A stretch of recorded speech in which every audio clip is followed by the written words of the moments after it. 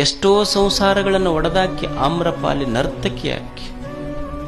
ಹುಡುಗರು ಆಕೆಯನ್ನ ನೋಡಿ ಹುಚ್ಚ ಹಿಡಿದು ಹೋಗ್ತಿದ್ರು. ಅಷ್ಟು ಸಂಪತ್ತು ಬಂದಿತ್ತು ಆಕೆ ಹತ್ರ. ಒಂದು ದಿವಸ ಬುದ್ಧನ ಹತ್ರ ಬರ್ತಾಳೆ. ಬುದ್ಧನ ಹತ್ರ ಬಂದು ನಮಸ್ಕಾರ ಮಾಡುತ್ತ, ನಾನು ಜೀವನದಲ್ಲಿ ಬಹಳ ಪಾಪದ ಕೆಲಸ ಮಾಡೀನಿ, ಕೆಟ್ಟ ಕೃತ್ಯಗಳನ್ನು ಮಾಡೀನಿ ಭಗವಂತ. ನಾನು ಎಷ್ಟು ಪಾಪ ಮಾಡೀನಿ ಅಂದ್ರೆ ಅದು ಏನು ಮಾಡೋದು ತೊಳಿಲಿಕ್ಕೆ ಸಾಧ್ಯ ಇಲ್ಲ, ಅಷ್ಟು ಪಾಪ ಕೃತ್ಯಗಳನ್ನು ಮಾಡೀನಿ.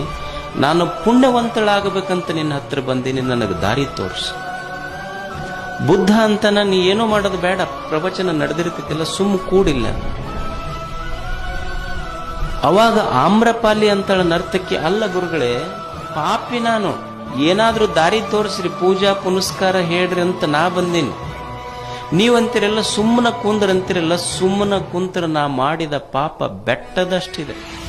ಸುಮ್ಮನ ಕುಂತ್ರ ಹೆಂಗ ತಿಳಿಯಾದೀತದು ಪಾಪ.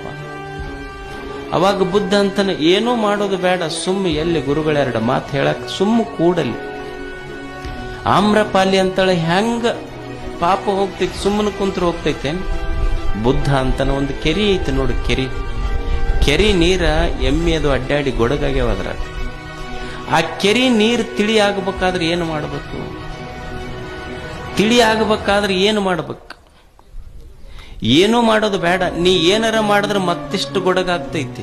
ಅದಕ್ಕೆ ಬುದ್ಧ ಅಂತಾನ, ಕೆರಿ ನೀರು ತಿಳಿ ಆಗಬೇಕಾಗಿದ್ರೆ ನೀ ಏನೂ ಮಾಡಬೇಕಾಗಿಲ್ಲ, ಸುಮ್ಮ ಕೂಡು, ತಾನ ತಿಳಿ ಆಗ್ತೈತಿ. ಅದು ಅಷ್ಟೇ, ಸುಮ್ಮ ಕುಂದ್ರ ಅಷ್ಟೇ. ಸುಮ್ಮನ ಕುಂತ್ರ ಗೊಡಗ ನೀರು ತಿಳಿ ಆಗ್ತೈತಿ. ಗುರುವಿನ ಸಾನ್ನಿಧ್ಯದಲ್ಲಿ ಬಂದು ಸುಮ್ಮನ ಕುಂತ್ರ ಮನಸ್ಸು ತಿಳಿ ಆಗ್ತೈತಿ. ಇದು ಜ್ಞಾನ.